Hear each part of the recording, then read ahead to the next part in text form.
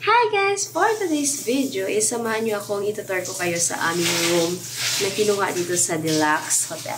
So ayan guys, is very simple lang naman itong hotel na ito. So guys, ito is yung open. Ito yung pinto. Yung pintuan. Ito yung pintuan, pero ito yung CR. Ito yung CR, pero meron pa kasing naliliko. Naliliko kasi yung aking, alam niyo na. So, ayan. And then, dito na is punta-punta na. Charing! Yun. So, ito is yung, meron ditong kama na double deck siya. So, sobrang ganda.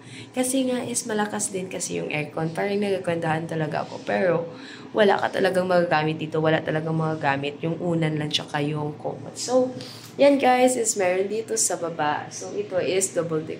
So, mamaya is dito daw yung kapatid kong lalaki and then dito yung kapatid kong babae. And then, mamaya ito is, wala to, free to. Kasi nga is, mag-ano naman kami, mag-partner naman kami. So, dito kami sa malaking kama. So, ayan guys. Ito yung aming kama ng aking partner mamaya. And then, kanina kasi is nagpa-refill kami ng tubig. So, itong tubig na to is nasa 90 pesos. And then, dito sa back ko is merong TV. So, ayan guys, may TV. Dito is may TV naman. So, kung willing kami mag-watch ng TV is open to para i-open namin. So, and then, ito is meron kami ditong aircon.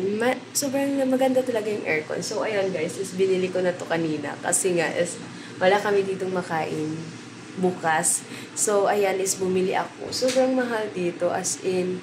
Kasi nga is yung kasi yung mga dito, yung nag-grocery ko lang is nasa 700, 800 na. Pero ilang piraso lang naman. Sobrang mahal. So, ayan dito. And then, ito lang yung meron kaming table dito. Meron kaming dalawang upuan. So, di ba? Parang nakalatag na yung mga damit ng aking kapatid. So, ito yung aming lagyanan ng tubig. Kapag nauuhaw ka siguro. So, ayan lang guys yung aming room. Maganda naman yung aming room. And then, dumating na yung aking mga kapatid. So, ayan na siya. Yung isa nandoon na sa taas. And then, yung isa is lumabas pa. Hindi ko alam bakit siya lumabas. So, ayan guys. Ganito kaganda yung aming room. Ganito kaganda yung aming tulugan mamaya. So, kukunin ko lang muna ito para makita nyo talaga kung gaano talaga ito kaganda. And then, sobrang lamig dito, guys. Kasi nga is bago itong hotel na to. Hindi pa nga totally na tapos na yung tagawa. Kasi parang meron pa kasing mga ginagawa doon sa labas. So, ayan na naman guys. And then doon is meron din doon lagayan ng tubig siguro yun. Kasi di ba minsan is nauuhaw tayo kapag natutulog. So, ayan is available. Yan para sa amin ng And then, ito yung aming next is doon sa CR. Ko sana pero meron kasing naliligo.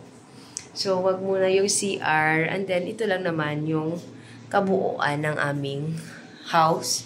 Ay, ng aming inuupahan. Amin ngayong hotel. Ito lang naman. Pero good for siya. Good for 6 person lang. Dito yung kasya. So, 4 kami ngayon. So, yung namin dito, yung 2 days namin dito is nagkakahalaga siya ng 8,000. 2 nights lang kami dito natutulog. Nasa 8,000 na. Diba? Grabe. Sobrang mahal. Oh my gosh. So, masakit yung head natin. Pero okay lang na. Okay lang yan kasi enjoy naman natin yung natin. So, maganda talaga kapag nag-enjoy tayo sa ating buhay. So, ayan na yung aking kapatid na isa. So, bukas kasi yung darating is yung kapatid ng aking partner. So, 4 sila.